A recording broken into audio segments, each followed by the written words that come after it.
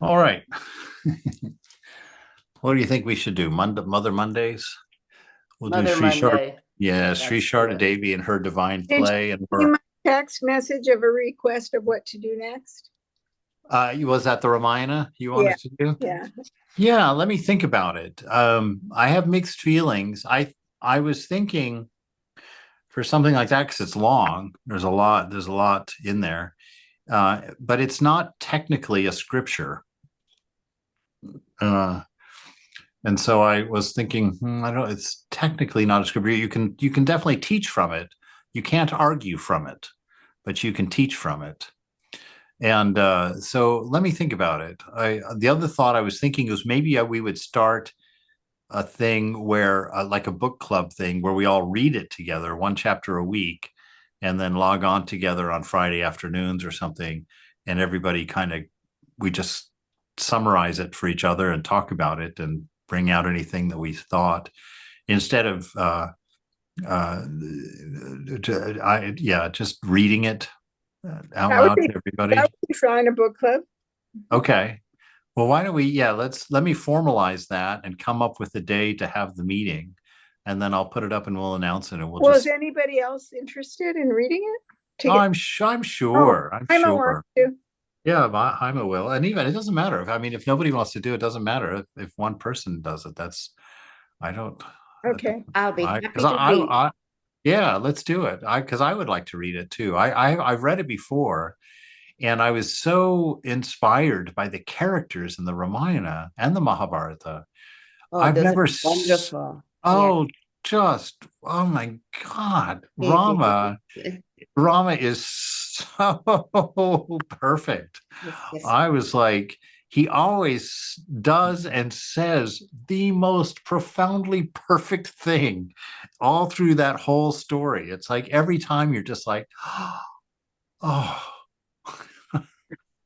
he is so amazing as a character, so noble, so kind. Then Ravana, all the facets of Ravana that he was being used to be the evil guy. You know what I mean? It's just very interesting. Yeah, yeah, no, it is. It's all amazing. That'd be wonderful to read that, Swami. Yes. Okay. So we'll Very do that. interesting. We'll I we'll would do love, that, and love probably to. as a separate thing. Okay. Uh, yeah. Oh, how wonderful! That'll be exciting. Yeah, we'll do that for sure. So I will make an announcement in the next week or two. Let me just suss it all out in my head and take it to the shrine and get a nice. Although I feel Mother already kicking me in the patoot, saying, "Yeah, yeah, yeah, get going." Is there a translation that you all like that we should get or not? Is there one by one of the Swamis or? Yeah. No, well, I'm sure there are. I'll ask around.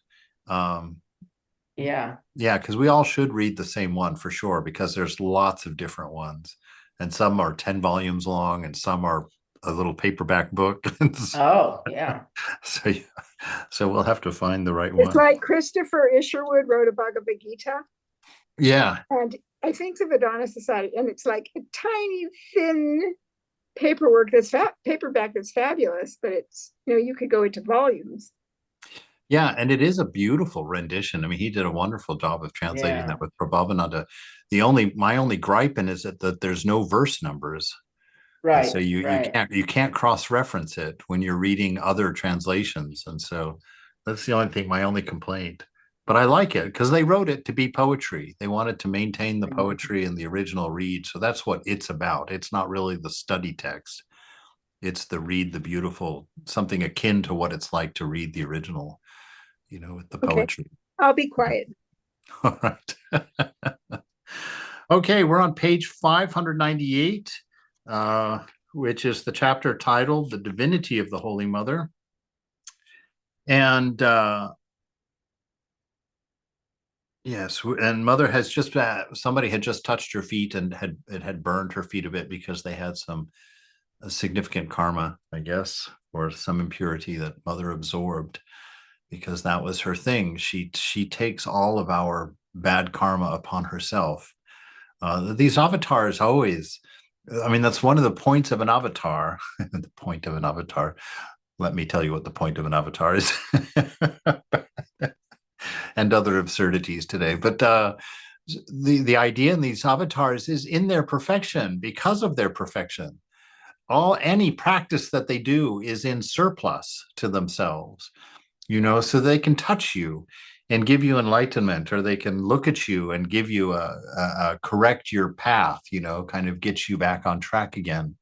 And of course, with Jesus, there's the whole forgiveness of sins and the granting of salvation, which is what the incarnation does. The incarnation can actually come and infuse you with spiritual life and take on your karma, take on your sins, if you want to put it in that language. Take on your sins and carry that burden for you, carry that load for you. But you have to let go of them first. You have to let go of them. And what does that mean? That means you do your best effort not to repeat them, absolutely, but that's not what it means to let go of them. To let go of them means to let go of even the notion of doing them and having done them. So you don't drag the guilt around, you don't drag the shame around. You have to lay them down at Mother's feet and forget them utterly. Don't drag the effect of them around with you even. Give it to Mother. Mother will take the entire stack and leave you free and playful, leave you free and playful in her presence. So you don't have to worry about them. You don't have to think about them, and certainly don't identify yourself by them. That I have this set of strengths or this set of weaknesses. Nonsense. You are all strength, all love, all grace, all wisdom, all being. All right. Holy Mother was the embodiment of purity, of course. Mother, the embodiment of purity, and she had the power to purify others. One night in Jairambati, her cook said that she had touched a dog and needed to bathe. Right, and the little footnote says, in India, dogs are strays and are not clean, so Orthodox Hindus bathe if they touch them. And if you go to Calcutta and see a street dog, you will understand immediately why you would want to bathe. After seeing one of these poor, wretched creatures, wow. I truly felt the first time I went to Calcutta and saw these dogs, I thought that is the most pitiful creature on the planet. They were mangy, they were wounded, they were filthy, and they were dogs. So they had that lovely little sweet light in their eye and the little wagging tail and the whole 9 yards. But the poor beast was just the scroungiest looking animal you'd ever seen. So this is why the footnote.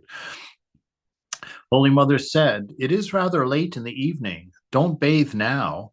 Wash your hands and feet and change your sari." The cook objected. "Oh, that won't do." Holy Mother responded, "Then sprinkle some Ganges water on your body." But even that did not satisfy the cook's fastidious nature. Finally, the Mother said, "Then touch me." Right? Beautiful. There's something very important here, though. You see how even though the Divine Mother told this woman, just go wash your hands and change your sari, it'll be fine, the woman didn't have enough faith to believe that. She's like, no, that wouldn't be enough. Right? No, we got to do more. That is the faith that we're trying to grow when we do our practice. That's what I mean when I say you have to lay your sin down. You have to, when Mother says, "I have purified you," or told you that I have taken that upon me, or that this is your last birth, when your ideal says that to you, you have to know its truth. That is one of the very important things about our practice is this faith in this divine love, this faith in this unconditioned love. You have to build that faith. You have to grow that faith so that you can enjoy your freedom, so that you can enjoy the presence, right? Because Mother has taken responsibility for you because you are the child. She is your mother. It's her job to clean your diaper, as we've discussed at length. And so, but the Mother plays along, and that's God plays along. He's like, well, okay, that's not enough. All right, well, then do this in addition. And oh, well, that's still not enough. Well, finally, he says, well, okay, well, then touch me. certainly that will be enough. Just touch me, you know. And so this is the love of God, and this is the point of practice, is actually not to purify ourselves, not to fix our flaws, not to find strength so we can overcome our evil tendencies. That's not why we meditate. That's not why we practice. We practice to grow a faith in a perfect love, to grow the faith and an understanding of what it is to be loved by an unconditioned love, because that is the way that we will overcome our karma. Right? That is the way that we will find our true natures, is by the love of God, by the love of our beloved, and by accepting that gift, by laying down all of our identity as an evil, wrong living person, to lay that down in front of the mother, accept the gift, and then celebrate. That's what our life is. Our service, the way that we learn to serve, through the mother, our service, our worship, all becomes celebration. We do it in a sense of celebration. We serve out of the joy of what we get to have, what we get to enjoy. And out of that fullness, we serve. Out of that fullness of being loved, being secure, we give security and we give love, because we have plenty to go around, because we've bathed in the presence of this divine mother.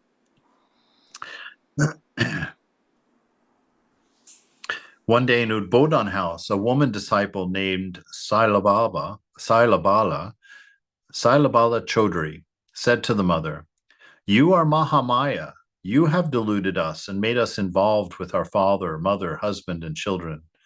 Immediately the mother replied, "Don't say that I have kept people deluded. I feel a terrible pain when I see the sufferings of worldly people. What can I do, my child? They don't want liberation." You see, and this is very important, because if we take that perspective that mother holds us in our bondage without believing that we're not the doer, that is a recipe for disaster, for disaster. Because as long as you feel like you're the doer, then you're responsible, and you do have to renounce, you do have to discern and discriminate and build your dispassion, so that you can break that bondage. But if you go around saying, "Oh, what can I do? Mother is holding me here," while that is true, that is true, but in Vedanta, it's true at this level. It's not true at this level if you don't actually surrender it, if you don't actually let go of it, And so keep doing your discernment, keep doing your discrimination, right? Because that will help you separate from mind so that you can actually experience your freedom, right? So that you can actually experience the joy of the divine within you. So, so you can have that experience, and it comes either through that, or it comes through fully accepting the love, fully knowing the love that mother has, the same freedom, right? But as long as you feel responsible, you have to do your part, and that part can either be to clean yourself up or to build your sense of love, build your faith in love, in mother's love for you. So mother is not, we can't say that she's the one holding us here, because she's the one releasing us, right? Well, you can say it, but mother's here is saying, she says, "I'm not holding anybody here. I want people to be liberated, but people don't want to be liberated." So she's not doing it based on her own set of designs. She's doing it based on how much you want it, right? So she's not holding you in your delusion for any other reason than that's what you're asking for at some level. And that's why you go in and discern. That's why you go in and watch the mind to find out, why am I not enlightened? It's my nature to be enlightened. That's the natural state of humanity, is to be enlightened. Why am I not enlightened? Because there is a reason. And the reason is that you don't want to be. And that is a hard pill to swallow, because we're like, "What do you mean I don't want to be?" Well, you would be. That's why mother says you can have your enlightenment right now if you wanted it. So there's a part of us that isn't wanting it. And that's what we need to go in and apply our discernment to find the absurdity of that part of us and discard it, toss it out. Another day, Sailabala asked the mother, "You have instructed me in how to repeat the master's mantra, but how should I think of you?" She replied, "You may think of me as Radha, or in any other way that appeals to your mind. It will be enough if you think of me even as your mother." Right? So this is that beauty of God. It's like he doesn't care what name you use. She doesn't care what name you use.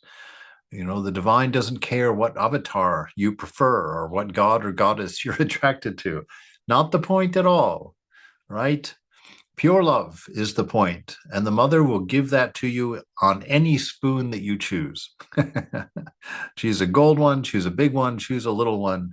Whatever spoon you choose, mother will use it to give to you your amrita, your divine nectar, your freedom. Right? So just go with the heart, open your heart to the beloved in any way possible, right? In any way possible. You may think of me as Radha or in any other way that appeals to your mind. It will be enough if you think of me even as your mother. Although Holy Mother's divinity could manifest itself spontaneously, she could also withdraw it quickly. Although she tried to hide her divinity, her devotees now and then realized her real nature.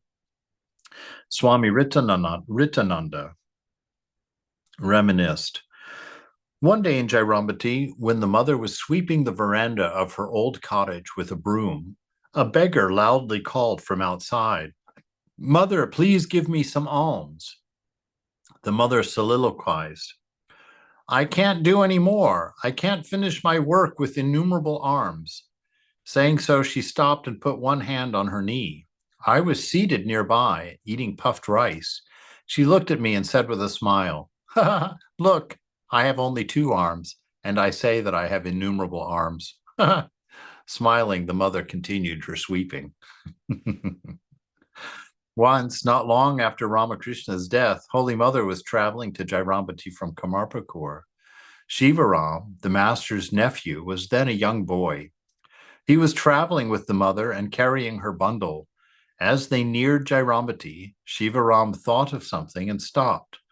The mother was surprised and asked him to keep up.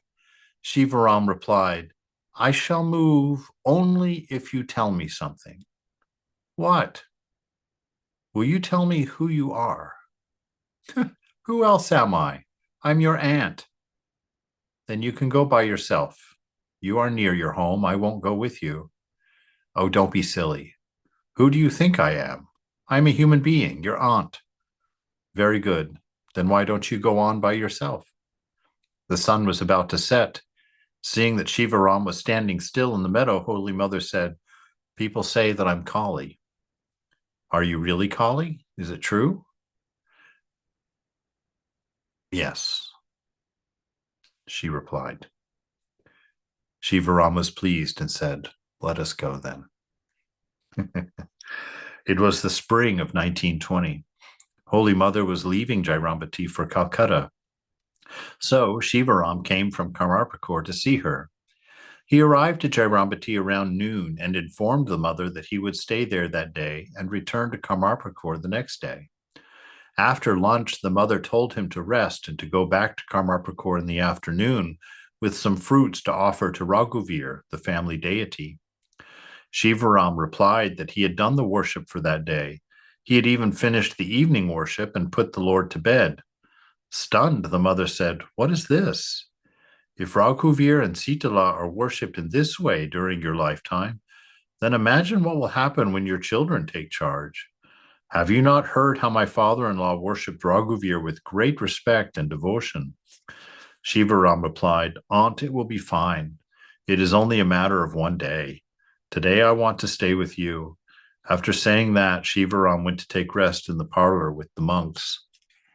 That's a very important thing about mindfulness right there. I don't have Greg's permission to tell this story, But I remember Greg and I one time, I don't remember what we were doing. We were being bad brahmacharis, though. We were, I can't remember. We were going to go hiking somewhere, or we were going to go up and visit Robert, up north or something. Anyway, it was a day trip. But we had to take care of the shrine, and we had to do the evening worship, the morning worship and the evening worship. And so our solution, as very, very mischievous brahmacharis, was to do both the worships in a row. We did the morning worship and then immediately cleaned up for that, and then redid for the worship and did the evening worship at like 9 o'clock in the morning. So that we could get the worships done, and then we took off for our day. And so I know exactly what Shiva Ram is thinking here. I did those worships already, so I could spend the day with you. And Mother's like, wow, you can't do that. Not because it's wrong in and of itself, but she said, what are your children? What are your disciples, going to think? What are the people who are following you? If they see that kind of attitude in you, how broad will their attitude be, so that they might think all they have to do is stand in the next room and throw a bell leaf in the room and keep going. So we hold this level of mindfulness, this level of perfection, because think of the sacrifice. Think of the sacrifice of the thousands, the tens of thousands of Brahmin children who have spent their lives memorizing these scriptures, every syllable, not getting a single letter wrong, for thousands of years now, so that us, so us fat, ugly Americans can lazy up to the table and read some of the most beautiful things we've ever read in our life, see some of the most beautiful truths that we've ever seen in our lives that will change us, So think when we have our attitude toward our practice, remember that. Remember how carefully and how much sacrifice and attention and time and just precious effort has been put into bringing this to us, and that we should have the same reverence, and we should have the same devotion, and we should have the same commitment to boy, I feel Mother just really running her elbow right into my side right now. It's like, that's right. you oaf, that we really, truly, we have such a privilege, such an honor. It's absurd how rich we are to have this opportunity to read things that for most of the millennium, the vast majority of people had no access to these teachings and these ideals. So this is what Mother's bringing to light here. She's saying, don't cut corners. Don't do the simple way. Remember the preciousness of these things. Be mindful of how beautiful this is and keep it that way. Be attentive, be focused, be reverent, and do these things properly when you do them.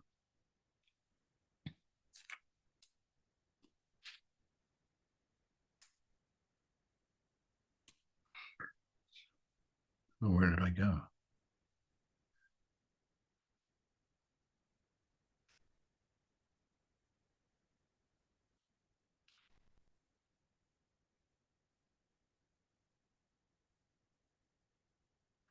All right, then the Mother,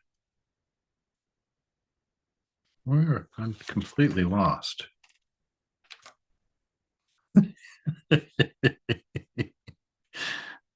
All right, where are we? We must be up here. Meanwhile, Holy Mother made a bundle of fruit and vegetables. Okay, yes, that's where we are. Meanwhile, Holy Mother made a bundle of fruit and vegetables. She had Brahmachari Bharata called Shivaram at 4 o'clock. The mother said to him, raise Lord Raghuvir from bed and perform the Vesper service and the food offering. Whatever you have done is like giving a noon rest to the deity. Don't worry. When you come to Dakshineshwar, you will see me. Then the mother told Bharata, carry this bundle and go with Shibu. Go with him up to Amarpur and on the other side of the Amadar River, and then come back. With tearful eyes, Shivaram bowed down to the mother and left with Bharata. On the way, he did not say even a single word. After arriving at Amarpur, Bharata handed over the bundle to Shivaram and returned to Jairambati. In the late afternoon, the mother began to cut vegetables for dinner. Bharata was seated near her. Suddenly, Shivaram came back with the bundle in hand. He prostrated at Holy Mother's feet and said tearfully, "Mother, tell me what will happen to me. I want to hear it from you." Mother replied, "Shibu, get up. You have nothing to worry about. You have served the Master so much. He loved you dearly. You have no more to fear. You are already free, even in this life. Mother, please take all of my responsibility for this life and the next," Shivaram said. "You told me about your true nature previously. Please confirm that once more now." Holy Mother was trying to console Shivaram by caressing his head and chin, but was a little perturbed by his overwhelming emotion. She said calmly and gravely, "Yes, I am that Kali." Shivaram then knelt down before her and chanted this salutation: "O consort of Shiva, the most auspicious of all auspicious beings, O doer of all action, O refuge of all, O three-eyed goddess of golden complexion, O power of Narayana, I salute you again and again." Holy Mother touched his chin with her fingers and kissed them, and then blessed him by touching his head. Shivaram was overwhelmed with joy. He took this bundle and stick and got ready to leave. Again, the Holy Mother asked Bharata to carry the bundle up to Amarpur. Bharata obeyed the mother and followed Shivaram. A great commotion was going on in Bharata's young mind about Holy Mother's divinity. After leaving Jairambati, Shivaram said to Bharata, "Brother, the mother is Kali herself. She can change human destiny. One can attain liberation by her grace. Do you understand? Brother, you are blessed. Hold on to her firmly." It's beautiful here when Shivaram again is asking, what will happen to me? What will happen to me? What does she say here? She says two things. She says, one, you've served the Master so much, right? Got two people joining here. She says, you've served the Master so much. And what was the other thing? And the Master loves you so much, right? And so those are the two things that we focus on. We continue to serve, and we serve because the Master has loved us so much, right? And so when we become aware of the beauty of these things, and when we become aware by thinking and remembering the dedication of all those, I think of those, who made me think of that was Swami Tattvamayinanda, because he's one of those Brahmin boys. And he told me that since he was 3 years old, he had to sit and memorize his family's entire section of the Vedas that they had been assigned, a very orthodox family. And so he had to sit and memorize all those scriptures. And I asked him this because I've seen the evidence of it. I remember at Shanti Ashrama one year, somebody asked a question of him. I don't even remember what the question was. But Maharaj then, to answer that question, he never gave any personal opinion on it. He chanted the entire page of the Vedas that had the answer to that question. He chanted the entire thing in Sanskrit, and then went back and in the moment translated it in his mind into English and answered her question directly from the scriptures by reciting the section that answered the question directly. And I watched that and I was like, that is scholarship. That is amazing, that he could chant. Ask him any question. Even to this day, you can go to him, ask him any question. He can chant the entire page out of his mind that answers that question, and he can translate it live on the spot for you. Just really so impressive, so beautiful. But this real focus here of this love, because we have to think about those things, right? How do we gain an appreciation? How do we grow in love? except to think about the sacrifices that people have made for us to be in the position that we're in, to have this luxury that we have. Even as devotees of Ramakrishna, think about it. So many times I've thought to myself, oh, if only I had been there and I could have asked Swamiji directly or talked to Ramakrishna directly. And I was praying about that one time. And, I just understood at that time very clearly. I was like, what a ridiculous thing to desire. Yes, in one sense, that would be nice. But in the other sense, you wouldn't have probably even known who Thakur was. You would never have gone to him for an answer. And if you did get an answer from him, you would have just thought that he was just any old guy who was a teacher. You would have had no idea that he was potentially the avatar of the age. You would have had no idea that he was God himself. You would have no idea that his name would be talked of around the world within 100 years. You would not, you would have had to be there for everything he said. You would never, nowadays, we've got it much better off. Thakur is still here, yes, in a subtle body, so we have to have some faith. But we can pick up the gospel anytime we want to read all the things he said. We can pick up the great master. We've got all of Swamiji's works, 9 volumes, at our fingertips anytime. And we've seen it cover the world. We know the stories of Vivekananda traveling across the oceans to disseminate these, and all the faith that went in that. And we have so many gifts, so many. Question. Yes. Regarding does the subtle body, is it for infinity, forever? Is the subtle body only for 200 years? Is there a limit on the subtle body?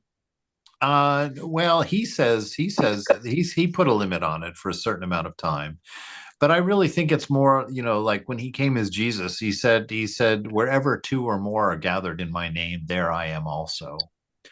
So I think any time that we sit in the awareness of the presence, that the reason we have an awareness of the presence is because there's a presence. Sure, but what did he say? 100 years or something? Or yeah, I think it was something like that. That it would be certainly he's here now for us. But yeah, but there was a limit. But when he talked about time like that, he wasn't always consistent. Okay, thank you. Yeah. So. Sorry, Swamiji, I forgot about the new time. No worries, Geeta. I'm glad you made it, though. All right. So you have no more to fear. You are free in this life. Okay. So she touched his chin with her fingers, kissed them, and then blessed him by touching his head. Shivaram was overwhelmed with joy.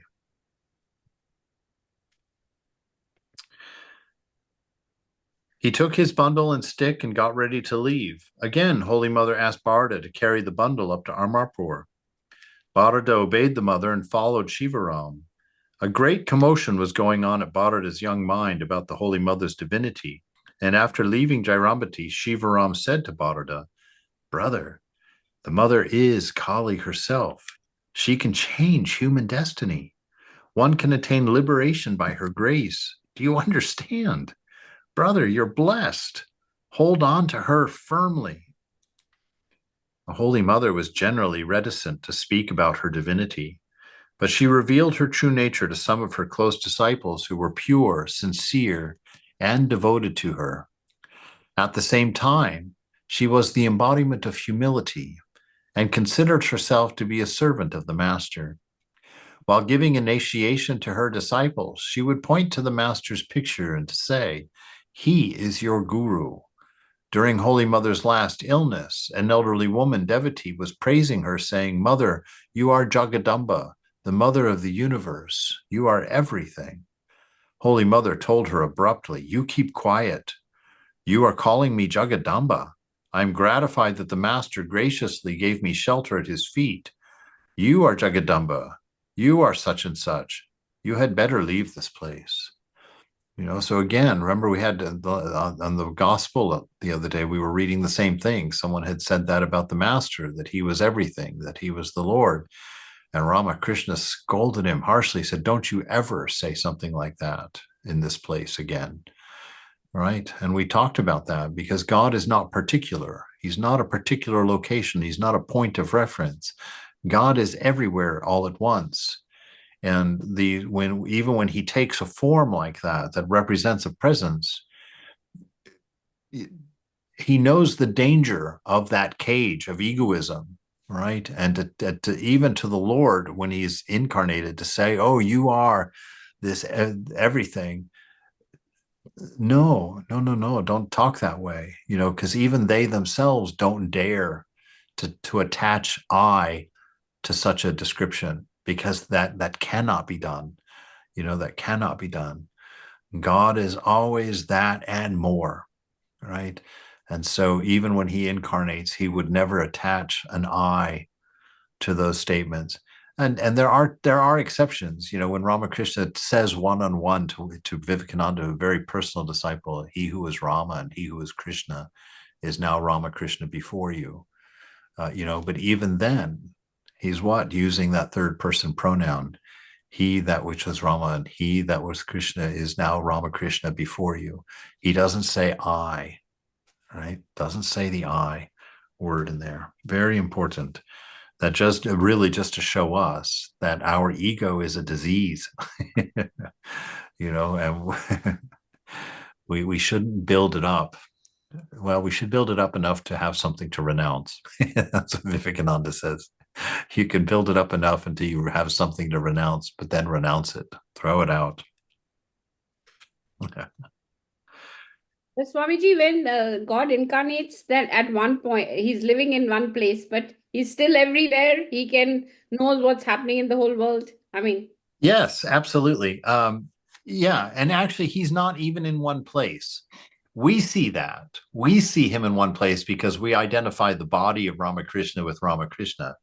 But when Ramakrishna had his realization, he was no longer that body. We still see it. We still see the body. It's moving. But he had no sense of ownership of that body any more than he had ownership of your body or every body in the room. And yes, his awareness at that point was universal. Now, he could go up and down the ladder. He could go up because he was an avatar. And that's one of the unique things for the avatar, is that ability to go up and down the scale. So he had that ability, but he still was not that one perspective. We hold on to that because we project. We see ourselves as a singular reference to a point of reference. And so when we look and see a body of that once was Thakur, when he was in ignorance, that was Thakur, but when that ignorance broke and he knew his nature, there was no Thakur there anymore, or there was nothing special about that body as Thakur's body. He was everybody in reality, Okay. Now, I'm not saying that body could be disrespected, not saying that, but I'm saying that yes, even when God incarnates, he can be everywhere. And we see examples of that in Thakur's life also. He tells stories about that or describes experiences of that, of being able to be anywhere. Right? Thank you, Swami. Sure.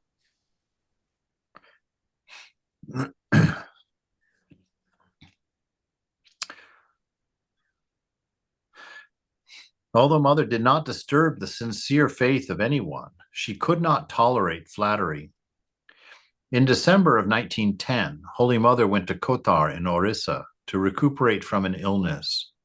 She was accompanied by some monks and devotees. The party stayed at a house that Balaram's family owned.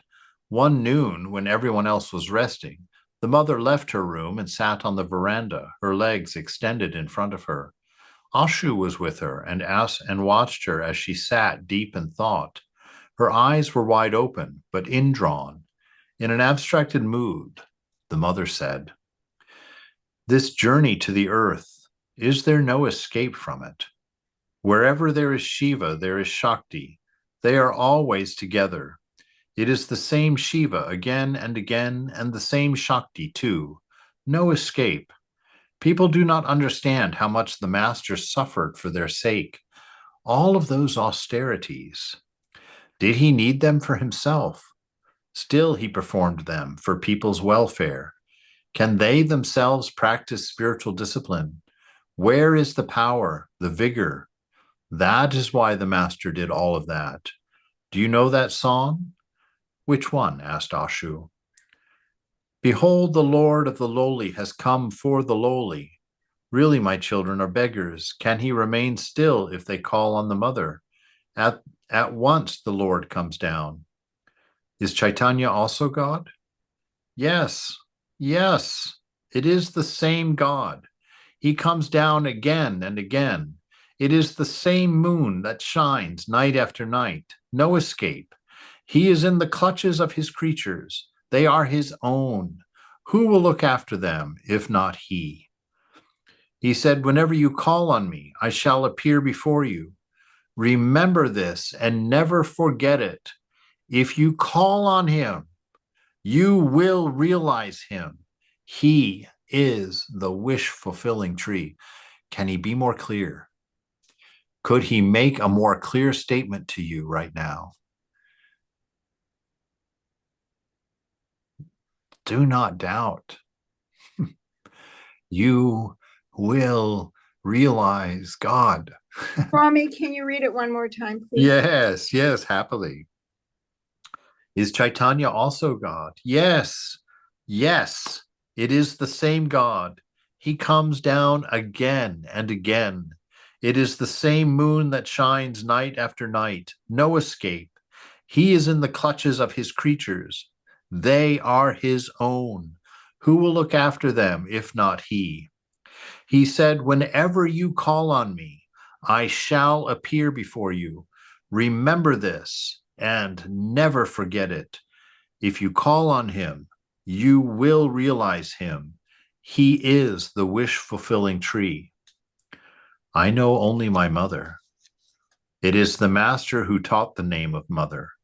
Did people know before that God is mother? It is her creation. She gives birth to all beings and again swallows them. To swallow means to give liberation. It is all her sport. It is her play. Brahmachari Bimal, later Swami Dayananda, was the regular worshipper in Udbodhan house. One day after the worship, he went to bow down to the mother. She pointed to the pictures of Kali and the master, then pointed to herself and remarked, all three are one.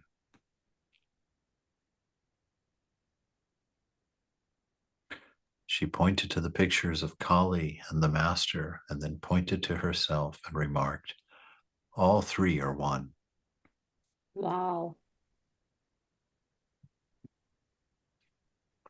Yeah, so there you have it in a smaller sense, that Ramakrishna was not just Ramakrishna, Kali was not just Kali, Mother was not just Mother. They were one, you know, they were the one and the same.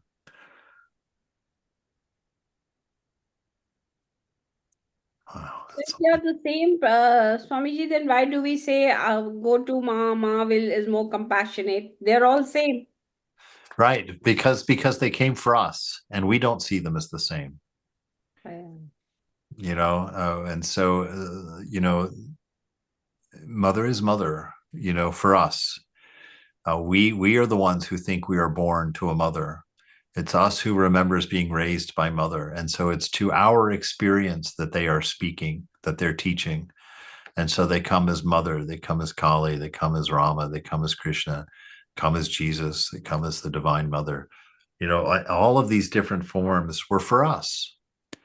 You know, God presenting himself as our own highest ideals of love so that we could find him or that. So to try and attract us somehow. Swamiji. Yes. This is Triguna. Hi, Triguna. I'm showing you the photograph, the sentence that you told me that. Sorry. Now. Oh, yeah.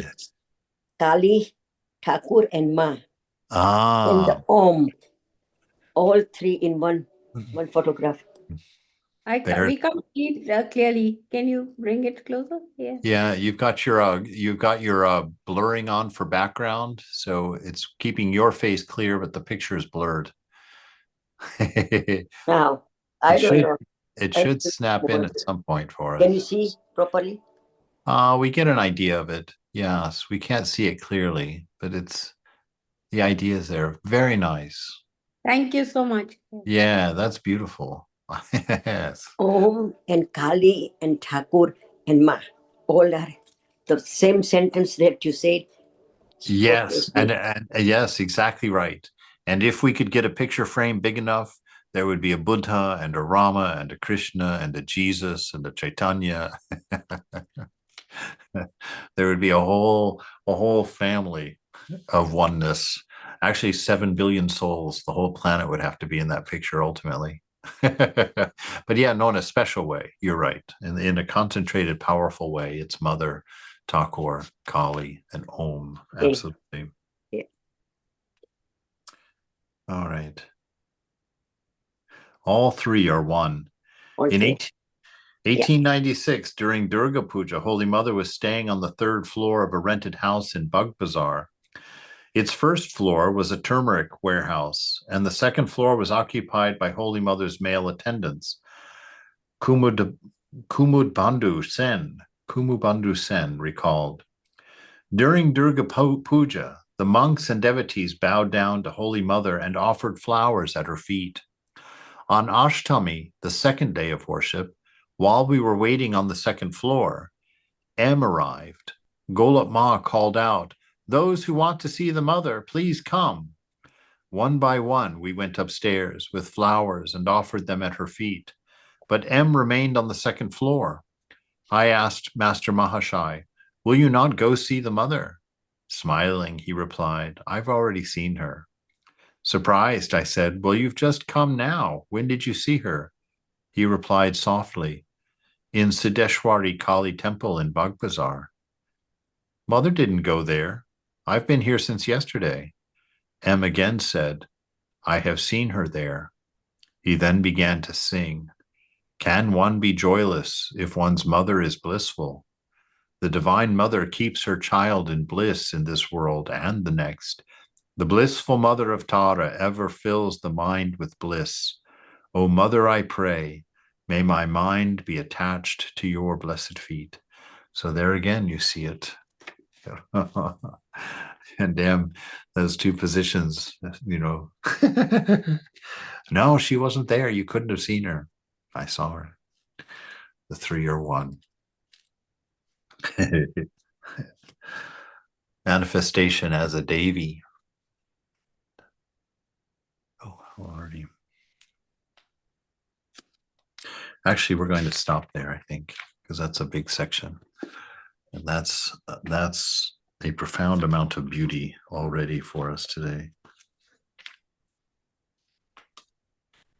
So just this knowledge that the master did all of that practice, and Mother, you know, did all of her practice for you, for your sake, you know, and that they did it to demonstrate their love. You know, all of the avatars, when they come, they live purely for that reason, to convince us of the love of God, to demonstrate to us the love of God in a way that will inspire our heart, in a way that will inspire our life, you know, give us that willpower, give us that inspiration to get up yet one more day, to sit yet one more time, to practice yet one more time. You know, it's that love, it's that commitment to us, that freedom, that beautiful gift that we should never forget.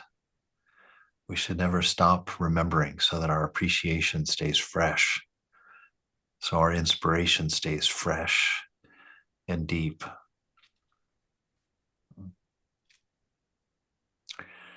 Anybody have any questions or So favorite tomorrow's class is at 7:30, Swamiji? Tomorrow's class? Yeah. So there's no class. Oh yes, tomorrow's will be 4:30 also. 7:30 your time, yes. Thank you so much. 4:30 California time. Yeah. Yeah. So And Thursday, what are the timings? I haven't joined yet any Thursday, but I'm thinking. the morning classes are all the same. All afternoon classes are at 4:30 Okay. my time. Yes. Thank you, sir. Yes, indeed. Let me Somebody just asked.